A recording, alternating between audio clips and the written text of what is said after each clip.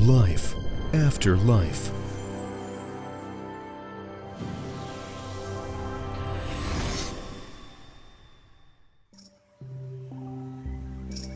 After one of their trips to Earth, a group of friends was relaxing in a beautiful place in the mountains by the Great Lake, and an angel descended to them in the form of a ball of light. The angel gradually took on the shape of an ascetic sitting in lotus pose with a rainbow-colored aura emanating from his body. Greetings, light souls. The sync light of the planet coordinators, who resides in Shambhala, has sent me to you. Oh, is that the wonderful Belovedi that Rorik and other people were seeking? Yes, that's it. But one cannot find it. One can only be invited there. It is the spiritual abode of the forces of light on Earth. From there, they steer the evolution of Earth and fight against the forces of universal evil. And so they found themselves in Tibet, where amidst the glittering snow peaks lay the abode of light. They flew up to the sphere of protective energy that had made this place inaccessible. Even the most subtle entities couldn't penetrate this sphere. That is, neither larvae nor spirits, nor the deceased could enter, and nearby, Yetis roamed. For a long time, Jan was curious about who they truly were, and discovered that they were ethereal beings. However, they could become visible and even momentarily materialize. People who approached this place would forget where and why they were heading there. An inexplicable terror would arise within them. They were expected, and the guardian angel of the sphere slightly opened the way for them, granting them entrance. While observing the majestic snow-capped peaks, they flew into a grotto and then descended into underground caves, the walls of which were adorned with mountain crystals. Sitting on a throne 3 meters high was the king of Shambhala, Rigdon Japo. They respectfully bowed to this great soul.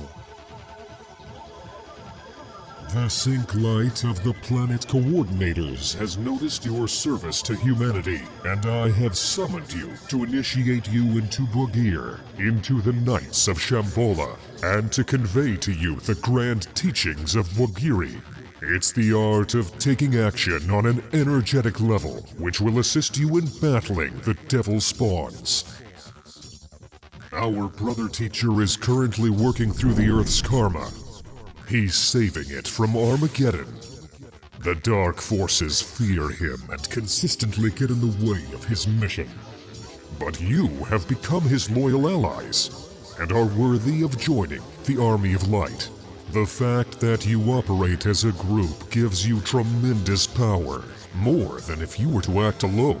You harness your sexual energy not only for pleasure, but also to combat the dark forces. Receive my blessing, warriors of light. Jan, I proclaim you Bogir, the Knight of Shambhala. With these words, Rigdon extended his arms over them, bestowing upon them a power that connected them to Shambhala, and a light emanated from them, illuminating the neophytes. He materialized 4 astral swords, and they flew into the hands of the initiates. Here, take the astral sword and strike down the enemies of the forces of light. Jan took the sword in a calm and reverent state, and his aura instantly shone brightly.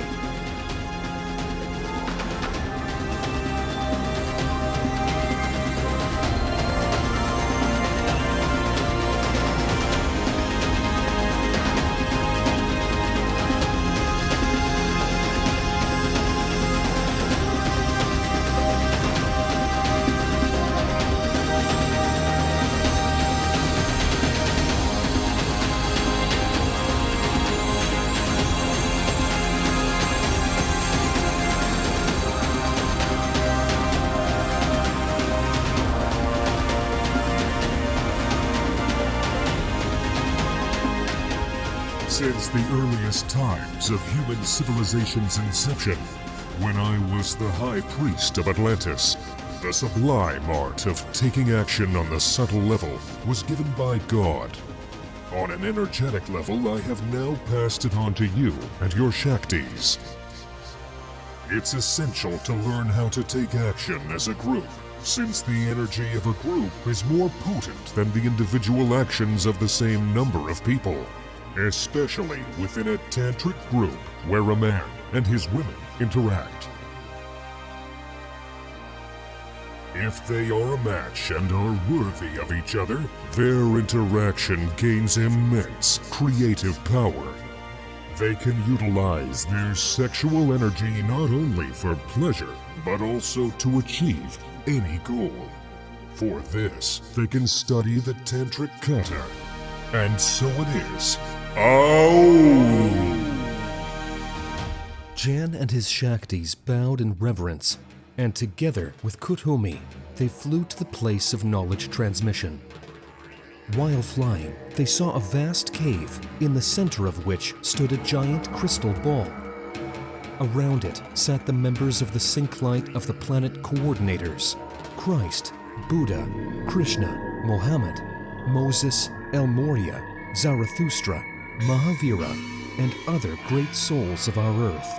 They were observing the happenings on the planet, counteracting the dark forces, and sending support to the sons of light and virtuous souls in the form of rays of divine energy. They flew into a cave that had a vast underground lake and a waterfall pouring into it. Even though it was somewhat dim, Jan, his friends, and Humi could see in the dark since they were in their astral bodies. The first important thing for an astral action is to clearly see the goal or task. Then you must feel unity, cohesion, and dedication, forming a unified field where Jan is the strong-willed core, and you are the supporting power. When a man and his Shakti women unite, they represent a tremendous power. They can move mountains. Naturally, the man must be worthy, and the women must be integrated into him. They should be of the same mind and understand each other. The man, being Shiva, the core, should be the guiding willful principle, the power of will directing the energy of the women. His Shaktis should be his Kara, the energy field, supporting his aspirations. The Karateka gives direction, and the Shaktis, emotionally supporting him, allow him to achieve the goal. So, first, you need to make an intention. Then, feel unity, cohesion, and a unified field. In such a state, connect to God, the egregore, through devotion and self-sacrifice, as well as service, and feel the connection in the form of an exalted state. Start practicing the kata of the Sampo system and achieve the set task. Since there were 4 of them, Humi showed them how to stand correctly. The Shaktis formed an equilateral triangle, and Jan stood in its center, and they began to practice katas. The main thing is to learn to hold the aharata. How so? First, feel your I. Confidently say and feel, I am. I exist. Then, imagine and feel the willful caliber from the top of the head to the base of the spine, and further down the legs to the ground, entering a strong, regal state of power. Keep your spine straight, shoulders spread. Now, visualize and feel your hara, aura, or energy field, with the sphere that surrounds the aharata. Go from top to bottom through the chakras so they work evenly and maintain the steady field of hara. Hara is your shield, your heritage. Now, feel how the aharata rises and connects with the egregore. Experience self-sacrifice, commitment, and service. Keep this state in mind. This is the foundation for all other actions and katas of the Sampo system. It is in this state that you can do what you want, cope with any task. Jan felt unprecedented strength and power. His girlfriends felt the same.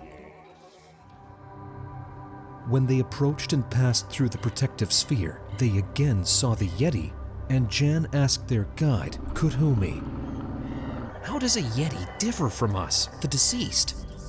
Yetis, like other earth spirits such as house spirits, forest spirits, and mermaids, have ethereal and vital bodies. Because of this, they can be visible to humans, make sounds, knock, move objects, even attack people. Such spirits become poltergeists. They can help or harm humans, but usually they are neutral. When a person dies, they retain a connection to their physical body for 3 days and can even revive in it. Therefore, they are not buried for 3 days.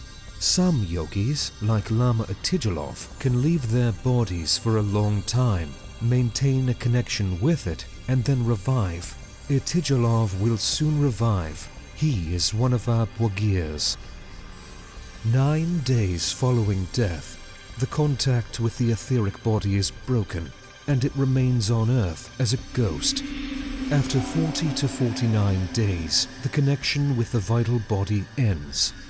Its life force goes to the relatives or close ones of the deceased, if it existed, of course. Wizards and shamans transfer their life force to their successors, and after this, a person fully transitions to the subtle plane, making it difficult for them to live on Earth. When someone dies on the subtle plane, before reincarnating, they leave behind their astral body, a portion of their mental body, and their memories. Only in the causal does their spirit enter a new incarnation, carrying with it all tendencies, inclinations, and the personality of the person. Thus, it can be said that the human spirit, the monad, the divine spark, consciousness, has several souls or subtle bodies, each with its own lifespan. They can be developed through specific practices, which make them more durable and enhance their abilities, known as siddhi or superhuman abilities. These don't belong to the physical body, but to the subtle bodies, the soul. The brain often blocks their abilities, which are either obtained after death or by removing these blockages with specific practices, like the katas of the Sampo system.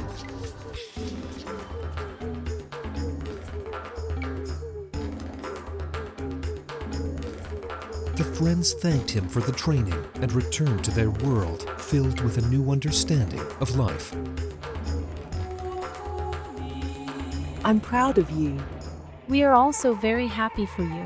The girlfriends embraced Jan and then danced with joy and determination, ready to assist the Synclight of the Planet coordinators in every way.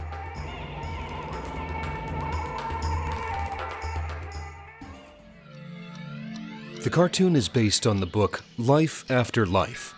Read Life After Life on the website amazon1.org/books. Receive more interesting practices, spiritual knowledge, and gifts on the websites of our partners. You will find details in the description.